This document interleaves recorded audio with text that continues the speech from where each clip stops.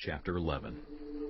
As they approached Jerusalem and came to Bethphage and Bethany at the Mount of Olives, Jesus sent 2 of his disciples, saying to them, "Go to the village ahead of you, and just as you enter it, you will find a colt tied there, which no one has ever ridden. Untie it and bring it here. If anyone asks you, 'Why are you doing this?' say, 'The Lord needs it, and will send it back here shortly.'"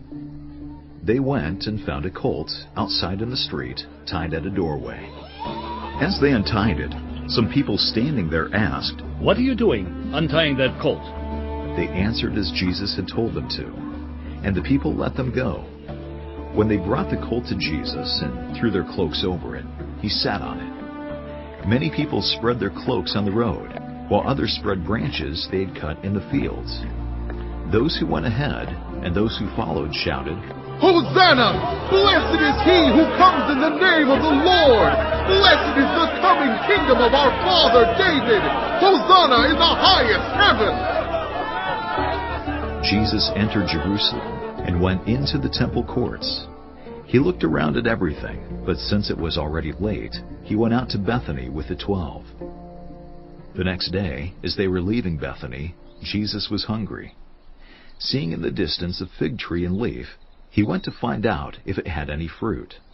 When he reached it, he found nothing but leaves, because it was not the season for figs. Then he said to the tree, "May no one ever eat fruit from you again." And his disciples heard him say it. On reaching Jerusalem, Jesus entered the temple courts and began driving out those who were buying and selling there. He overturned the tables of the money changers and the benches of those selling doves, and would not allow anyone to carry merchandise through the temple courts. And as he taught them, he said, "Is it not written, 'My house will be called a house of prayer for all nations'? But you have made it a den of robbers." The chief priests and the teachers of the law heard this and began looking for a way to kill him, for they feared him because the whole crowd was amazed at his teaching. When evening came, Jesus and his disciples went out of the city. In the morning, as they went along, they saw the fig tree withered from the roots. Peter remembered and said to Jesus, "Rabbi, look, the fig tree you cursed has withered." "Have faith in God," Jesus answered. "Truly I tell you, if anyone says to this mountain, 'Go, throw yourself into the sea,' and does not doubt in their heart, but believes that what they say will happen, it will be done for them. Therefore I tell you, whatever you ask for in prayer, believe that you have received it, and it will be yours. And when you stand praying, if you hold anything against anyone, forgive them, so that your Father in heaven may forgive you your sins." They arrived again in Jerusalem, and while Jesus was walking in the temple courts, the chief priests, the teachers of the law, and the elders came to him. "By what authority are you doing these things?" they asked. "And who gave you authority to do this?" Jesus replied, "I will ask you one question.